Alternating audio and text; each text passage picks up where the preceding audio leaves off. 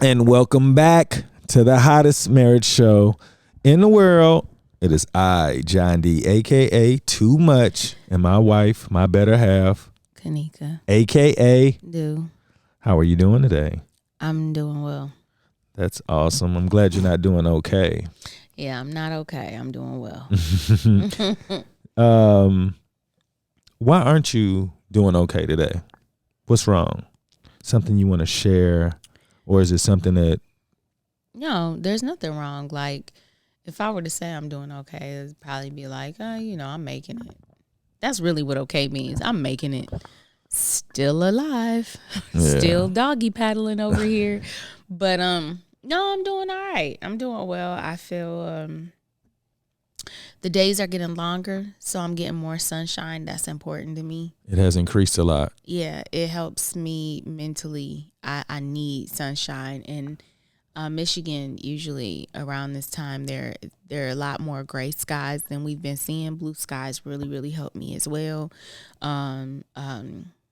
This is a shout out to all people with seasonal depression. I understand the struggles, but everything has been cool. Yeah. That's good to hear. I've had some thoughts about the word love and like how do people determine the importance of love? When I say that, everybody comes from love in different ways. So how do you know that the person really means what you mean? I don't think you can. But people get mad at people because they feel like the person wouldn't do something that they would do. If you loved me, you correct. wouldn't. Yeah. I think that's one of the new lessons that I've learned is, number one, I will never forget Iyanla Vanzant. There's a clip of her where she was like, you don't get to tell somebody how to love you. You can experience their love and then decide whether or not you want to participate in it. And so... Who said that? Iyanla Vanzant. And one of the things about that gets me is that I remember feeling like the way you loved me was different than the way I loved you. And I felt like if I loved hard enough, you would start to love me. You would reciprocate the same exact love back to me. And it didn't work out that way. And I think one of the things we do when we get into relationships is we kind of think that someone's going to mirror what we give. And it's not true, because they've learned how to love differently. They've learned, they've seen different patterns. And so they may feel that they're giving you the best that they can give you. And it may not reflect what you think you should have.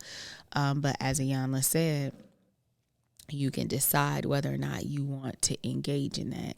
I think that a lot of the times, though, we get intimate so quickly, and we've talked before about how intimacy kind of clouds stuff, and it makes it very difficult for you to really sort out whether or not this is somebody you're supposed to be with. Mm-hmm. And so it makes it difficult for any of us to really be able to focus on how someone is treating you and loving you, and being able to say, I'm all right with walking away. Once you commit part of your body or whatever, it's so much harder to walk away. But I remember I had a friend that she to this day, this girl can date people, and there's certain people she can just walk away. And I noticed that the people she can walk away from are the ones that she doesn't get intimate with.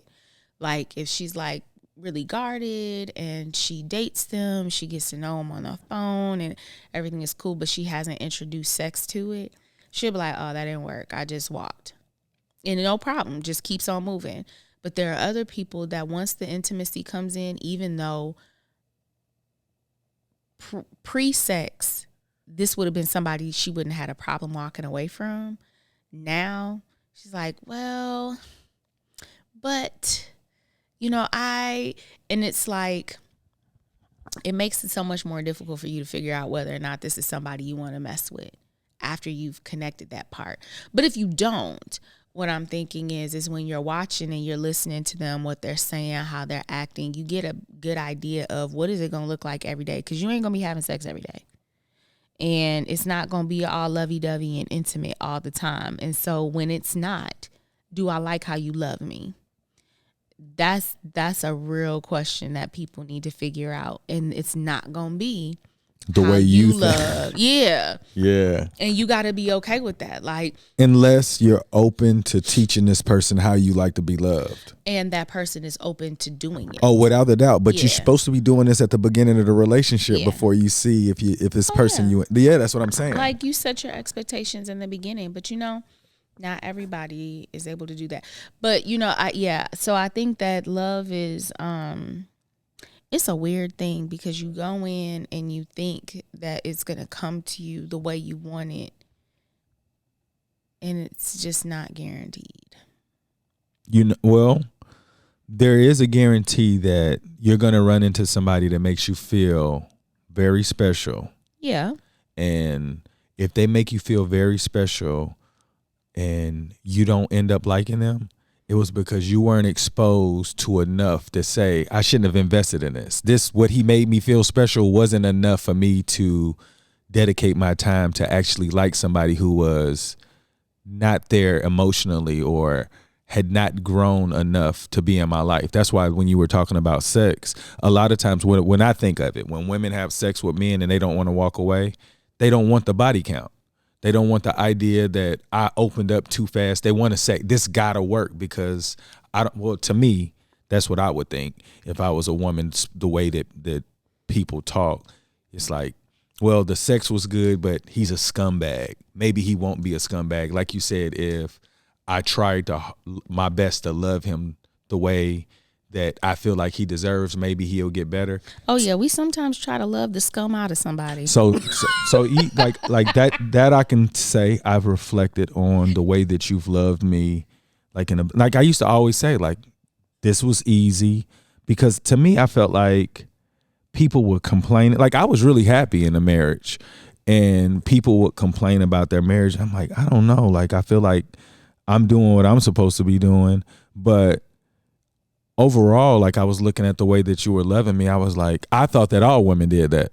And I thought the way that I was loving was all men did that also.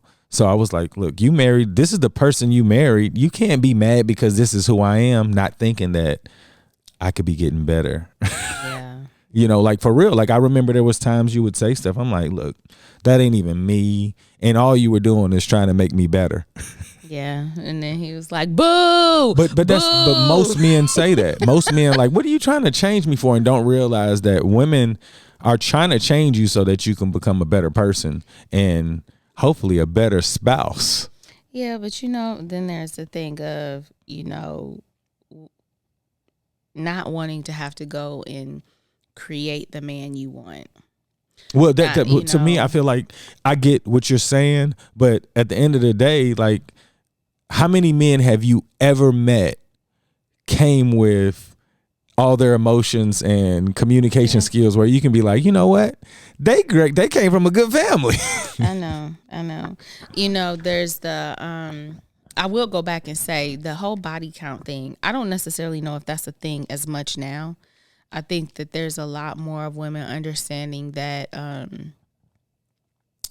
they're sexual beings and they want to be able to have sex, and they're grown, and like, body count is less of a concern for women, I think, in listening to friends and what have you, than what men may think. However, I think that it still matters to men what a woman's body count is, but a woman, I don't necessarily know if she cares about that as much. I guess this is what I'm thinking. All women care about it in the beginning. They learn something and say, it's okay for us to feel this way. But at the end of the day, if your body count is going to increase your unhappiness with relationships, you don't want to go that route. And I think that people say it's okay to be sexual beings, but they still getting their feelings hurt by messing with the wrong guys. So I feel like because this guy is sexually pleasing you, he's stressing you out in the other areas. You're losing your edges.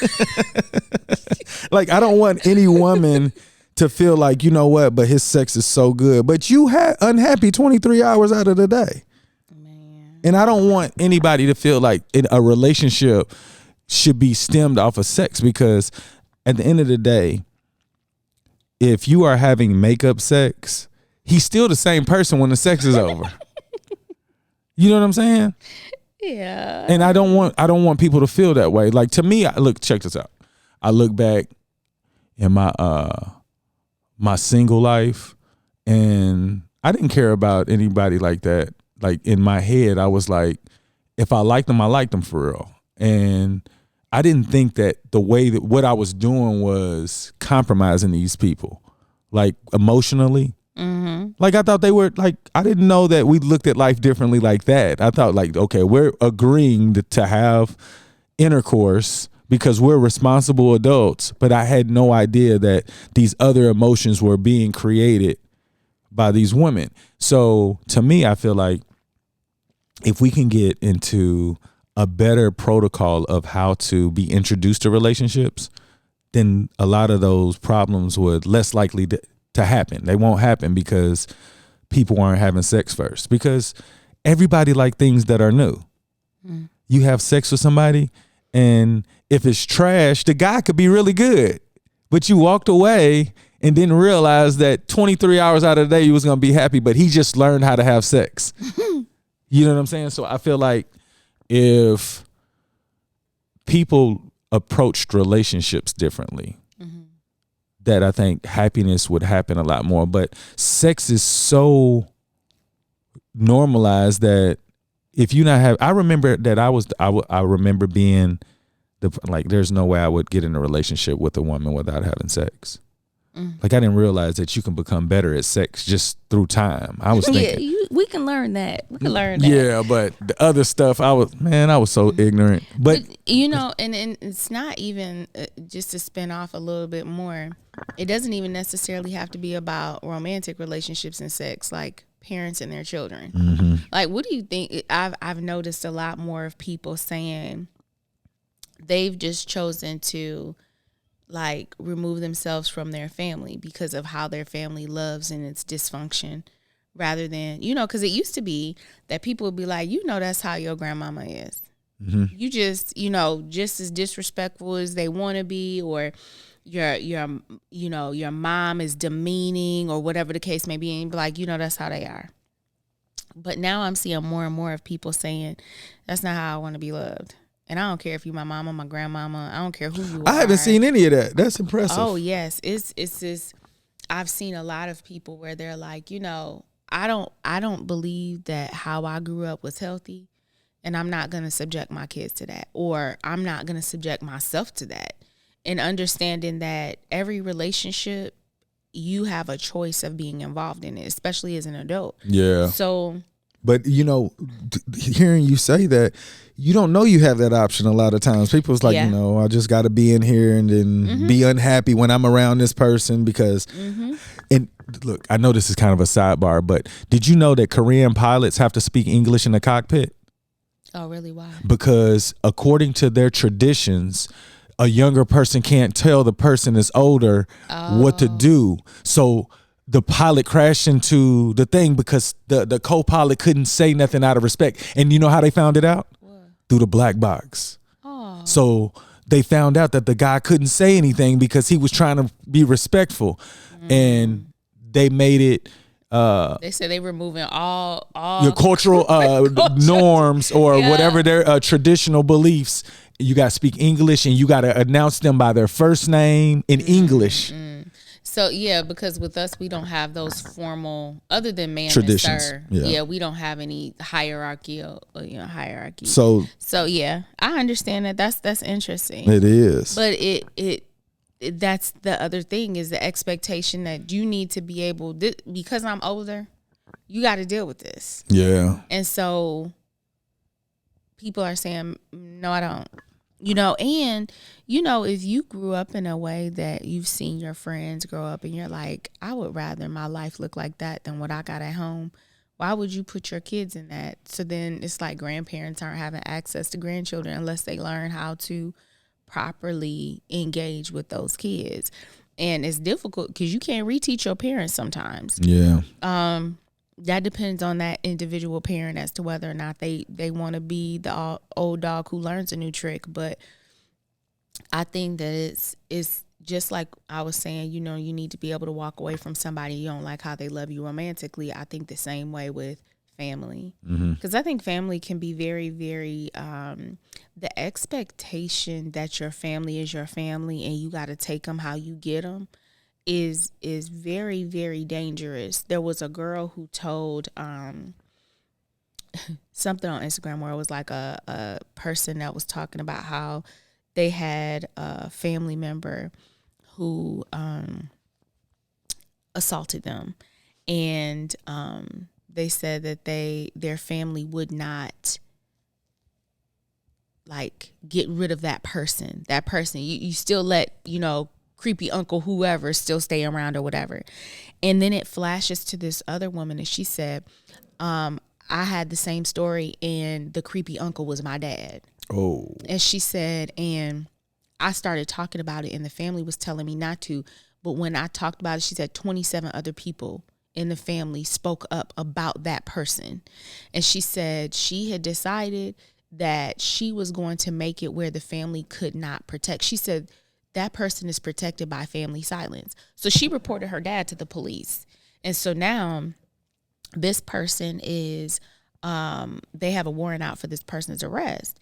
And she said, but the thing is that all the older generations are keeping that tradition of we keep everything under wraps and just don't have him alone with your kid in a room. That's not okay. It isn't. So, how about instead of making 27 other people a victim in the household, just remove the perpetrator? Yeah. You know what I'm saying? Why do we feel like we have to but I guess respect and keep these if you people think in our about family? That person, how did he get that way? I understand. But then you address it and you remove them from the situation. You don't make people who have been hurt by them continue to I don't want to. Yeah, I don't want to be at my family reunion and have to look at you laughing and smiling and kikiing all over the place. No, you lose that privilege of being able to do that with family when I can't trust you with somebody in the family. That if you're gonna harm family, those are tough questions, though. It is, but it's another idea about like how people love. Yeah, like she just gave air quotes just to let you know.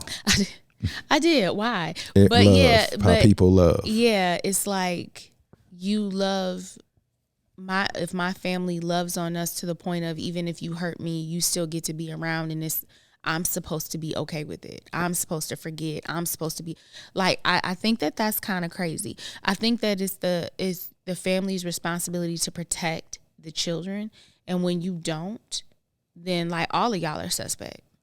So to when we're looking at it, it's our responsibility to make sure that the love that we are passing through our family is healthy. And when it's not, you cut that off. And it doesn't necessarily mean that you don't have any other contact with that person, but that person needs to get some help. Yeah. And, there have to be stipulations in regards to their interaction with certain people in the family, whether or not it's like when we have a large gathering, you can't be there. Like, you can come to my house and we can kick it and play cards or whatever. But if we're going to be in a house with kids or whatever, you can't be there. That's just not going to work. If you're going to be there and you're going to be drinking, that's not going to work. Like, whatever the triggers may be for that person. Yeah. And it doesn't even necessarily have to be assault of a child or whoever. What if there's somebody that, they do have a drinking or a substance problem, and when they're around family, it's always like harmful words being said or events where people feel like they may be threatened physically. Even in that case, like, I don't feel like this is a loving environment. And this person usually comes in and brings chaos and hurts people's feelings. And like, we have family that they're very talkative, and sometimes they don't think about what they're saying when they say it, and it hurts other family members. And we know who they are. We be like, that's just how such and such is. But if it makes it where some of your family can't even be around and enjoy their family because nobody is helping to check that situation, like, come on, y'all. So I guess just stepping away from the typical relationships we talk about, this could apply to friends and family. Yeah. Well, if I have to worry about a friend, we're not friends. Exactly. But if I got to worry about family, Well, then that's are what we I'm family? saying. Family's a lot more complex because your belief system is not going to be the what you said earlier, the worn path. Mm-hmm. Everybody else got the worn path. This is what we've been doing. You're not about to come up like, well, it'd just be easier if you just isolate yourself. Yeah, you're right. You're right. You're right. Yeah. Unfortunately, that does make it more difficult. It does. Now, when I think about a lot of the movies, when I see when they typically portray somebody who's made it, they just separate themselves from the family and then they come back. But you don't know what the reason was for them to say, hey, you know what? And typically it's always because, they didn't want people to know that they grew up in, but it's way more deeper than that. Yeah. Yeah. So I guess I the reason why I talked about, I'm glad you brought in the family aspect, but love is one of those words that you really can't come up with a definition for it to fit everybody, because everybody have not experienced whatever that person is that says this is it. Because like I told you before, like my love was getting a whooping and hugging me saying I'm doing this because I love you. So that perspective, like, I never understood. Like the hug, remember you used to like, why do you hug people? I was like, hey, you just do it. It wasn't like you're consoling me or anything. I never looked at it that way. And I think that you have shown me love that maybe I thought it was love, but it wasn't anything that I was raised in. Mm-hmm. And it was nothing that I can say that I've experienced with the things that you've done for me or for the kids that I've even seen on television. So when you said, like, how can you love somebody that's not reciprocating? If you don't have that information, you would have probably walked away in the beginning like, oh, hell no. Like, you're not even in the position where I am for me to feel like that I'm going to get any of this back. This return doesn't look really good. My ROI is not good right now. Absolutely not. Return on investment for ROI. Yeah, but like I said, I'm completely blessed for your grace and mercy for giving me time to figure it out. And I'm still figuring this love thing out. And I do know that when I write and it's anything dealing with my emotions, that you and the kids give me a different, like, writing. I write differently. And I'm thinking, like, as a kid, I couldn't have ever described those feelings because I didn't even know they existed. Like I spoke with my mother this morning and, she's working 4 days a week. And, I was like, Dallas said, when is Granny Jean and I going to work anymore? And I was like, Mama, I'm really working on changing our life so that I feel like as your son, I'm supposed to at least protect you from your day to day. And I can't even do that. So like the way that I love my mother is totally different from when I grew up loving her, and I like now, like the love that I have for her, I want to give her what you've given me because I don't think she knows what that is. You know what I'm saying? She can't know what it is. Yeah. And I feel like she deserves it. Yeah. Yeah. So that's the reason why I asked you about love, because I know that people use it so loosely. And I think only the relationships that are willing to go through the actual process of what love is, nobody knows. They just like, we got married because I loved you. But like, what does it look like? Is it growing and did it stay the same? Do you think anything's supposed to change? Because I can tell you before this journey, I just thought the course of time that, we were going to just love each other, like just through time. But I didn't realize it was the actual effort that you put in. So it excites me to learn how to love more, or even more than whatever you expected it to be returned in. Because whatever your love is, whatever it looked like, I couldn't present, right? Or I couldn't reciprocate. But there's a love that's way more than you even looked at. You know what I'm saying? Like, so that's what I'm trying to create. Like, oh, so this is what it feels like when somebody loves you more than you love them.